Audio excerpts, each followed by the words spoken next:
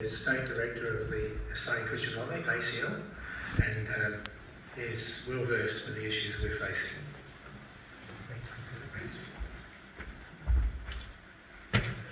Thank you, John, and thank you everybody for coming. And hello, Lydia, good to see you. I come to you there with a heavy heart because we face a most serious issue before our state parliament right now. And if you could go to the next slide, and then the one after that. So, the Australian Christian Lobby's motto is to make truth public. And there's a bill before the South Australian Parliament. It's already passed the upper house, and it's before the lower house. Debate commence about the 2nd of February. Which will legislate for abortion up to and including birth. That is a truth from the bill, and that's what I want to unpack to you today. So, can you just click through that? The bill passed the upper house on the 3rd of December, 12 votes to 9. It'll be debated in the lower house commencing the 2nd of February. The debate might conclude on the 3rd. There's pressure from the advocates of the bill, the Attorney General and others, to push this through, or it might go into the next sitting week. So this is the final hour for us to end. This really is the final hour. And we have to strike first. We have to contact, and I'm imploring every one of you here, to contact your local MP and voice your opposition to this proposal. Go to the next slide. So, the key term of this bill that we oppose is Clause 6. Clause 5 says that up to 22 weeks and 6 days, abortion is going to be available on request. And I'll unpack that in a little while, but in fact, that's what happens now. 22 weeks and 6 days is important because that is on current medical science viability. That's when the baby can live independently outside the mother. How are the watch as well? Now, so that's 6 months thereabouts. After 22 weeks and 6 days, and this is the radical and fundamental change this bill makes, abortion is going to be available if 2 doctors think it is medically appropriate. So that term, medically appropriate, is the most important term in this bill, and it is not defined in the bill. The bill doesn't say what that is. But the attorney has released a list of frequently asked questions and answers about this bill, and she makes it expressly clear in that bill, in that document, that it includes physical and mental conditions of the mother. So we are going to have abortion up to and including birth for what I call maternal psychosocial indicators. And with great concern, the attorney says in this list of frequently asked questions that one of the reasons for late-term abortion is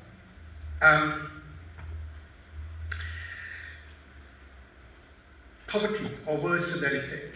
The actual word she uses is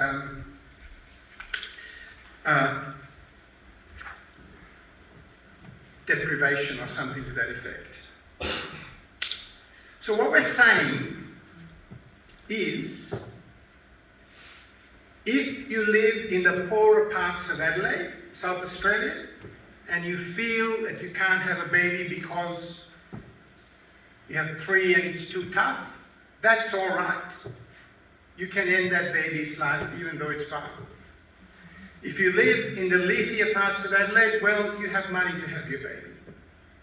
We have progressed no further than the Christmas Carol, when Scrooge says, to one of the phantoms, to one of the ghosts of Christmas.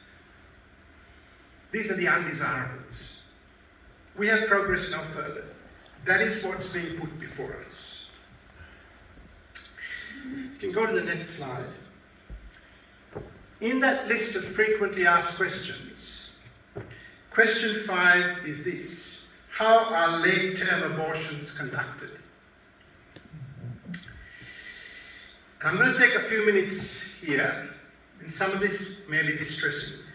In later-term terminations, either induction of labour or surgery will be used. So that must mean a caesarean. And then she says this: if an induction of labour is used, the baby is stillborn. In those circumstances, in this instance, listen to those 3 words, in this instance, palliative care is offered, the baby born is wrapped in a blanket, and the mother is given the opportunity to hold the baby as it dies. Now that is sick. That is disingenuous, because the baby is not stillborn.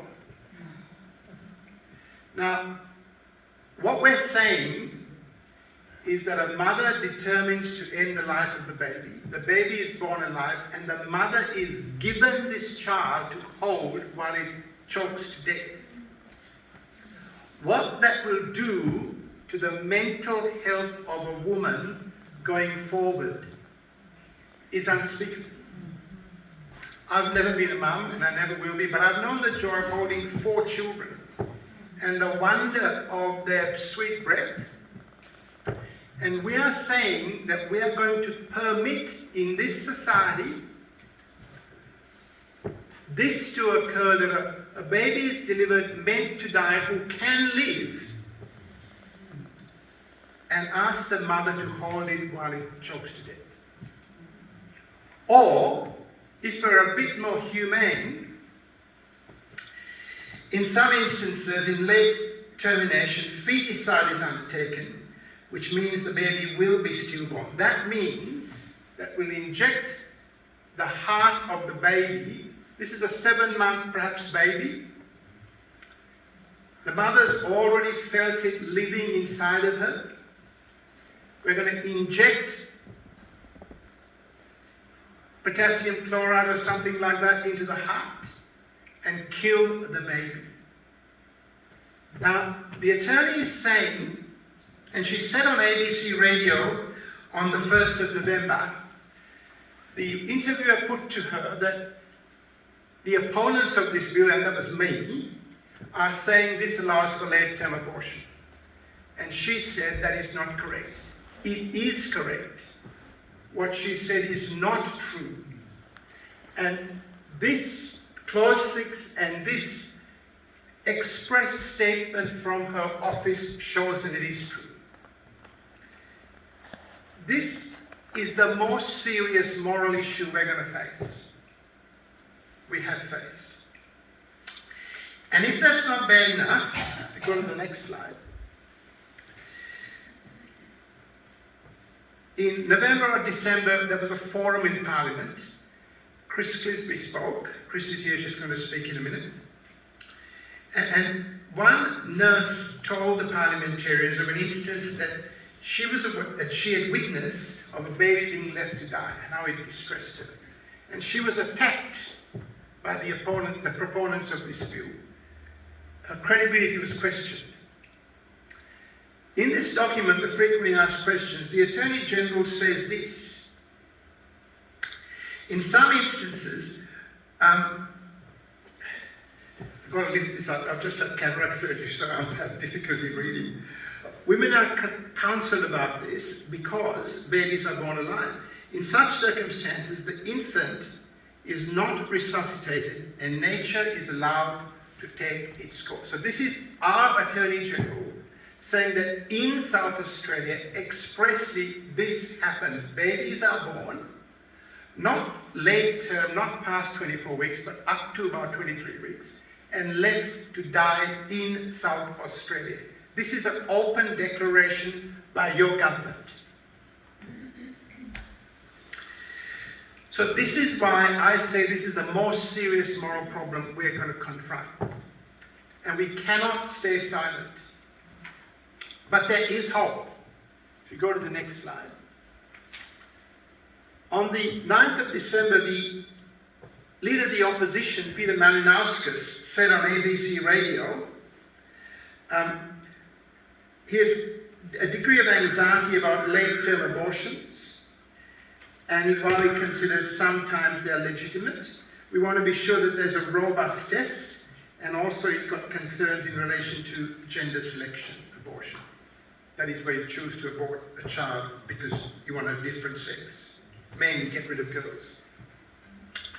This is very important because while the Premier is supporting this bill, hand in glove with the Attorney General, and we're not party political, but this is the truth, the leader of the opposition is expressing concerns about it.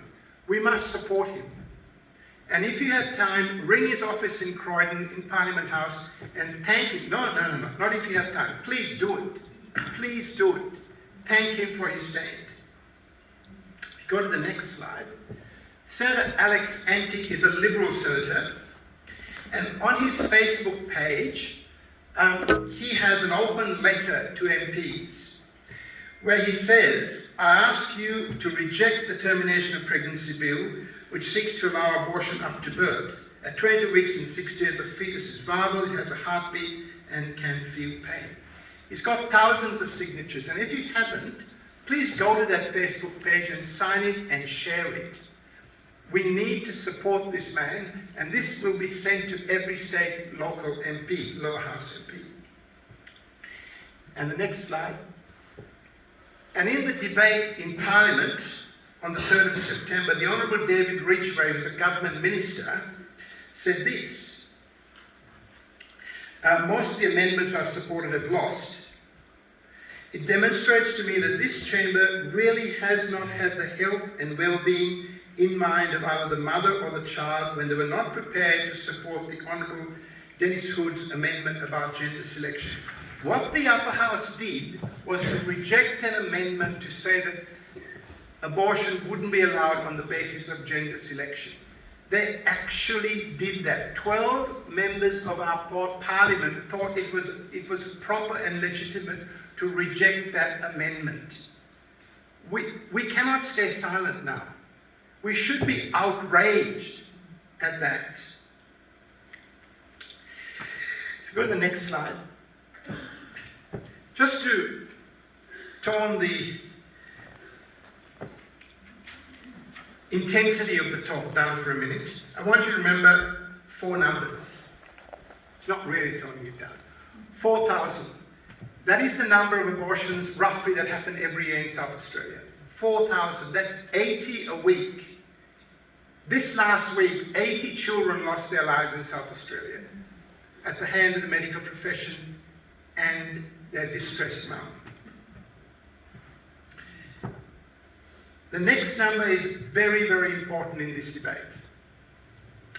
Victoria has had abortion to birth legislation since 2008. And we know from their statistics that on the average, 65 late-term abortions are conducted each year purely for maternal psychosocial indicators. That is, a child who has nothing wrong with them.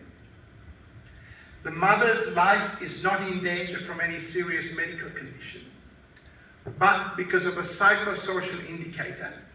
So psycho could mean how you feel, social could mean your social circumstances. That baby's life is ended when it does not have to be. The pregnancy can come to an end, the baby can be delivered alive and given a shot at life. But that is what happens every year in Victoria. And that is what will happen in South Australia. Less because we've got a less population, but it will happen. This is what we are permitting by law. So the current law in South Australia is that abortion is legal, and don't let it ever be said to you that this is a decriminalisation bill. Abortion is legal in South Australia. If 2 doctors think that the termination of the pregnancy, that the continuation of the pregnancy rather, is more dangerous to the life of the mum than the termination, up to the time the child is not able to be born alive. After the child is able to be born alive, abortion is only allowed to preserve the life of the mother. That is what they want to change. So this bill, if you can go to the next 2 slides. Next one. This bill will allow abortion on request up to 22 weeks and 6 days by a health practitioner. Now, that is not good, but that's the current law in effect, in practice. After 22 weeks and 6 days, we have this clause 6 that says that abortion is available if a medical practitioner thinks it's if 2 medical practitioners think it's medically appropriate. The bill also removes most offences. The bill privatizes abortion. If you can go to the next 2 clicks. Get this, the only people who can authorize or train a practitioner to prescribe the medical drugs are Marie Stopes, a private medical clinic. They are making money out of this. And currently, abortions are only able to be provided in prescribed hospitals, and the government pays. This bill will allow the privatization of abortion, and they will push abortion to make money, because the profit motive is being expressly introduced into this area of the law. And it's not going to be only doctors, even health practitioners, which could be nurses or even those who practice alternative medicine, as long as in their normal course, could be allowed to provide abortion prescriptions.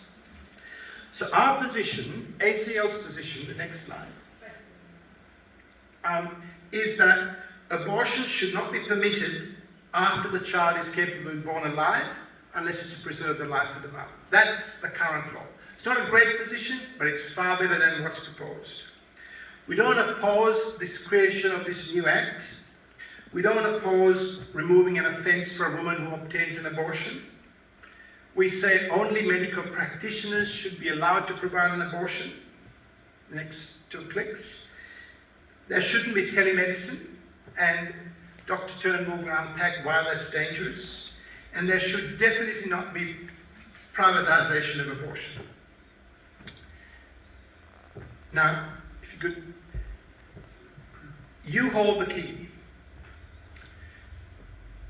It is not exaggerating to say that if each person here contacts their local MP, it will make a significant difference.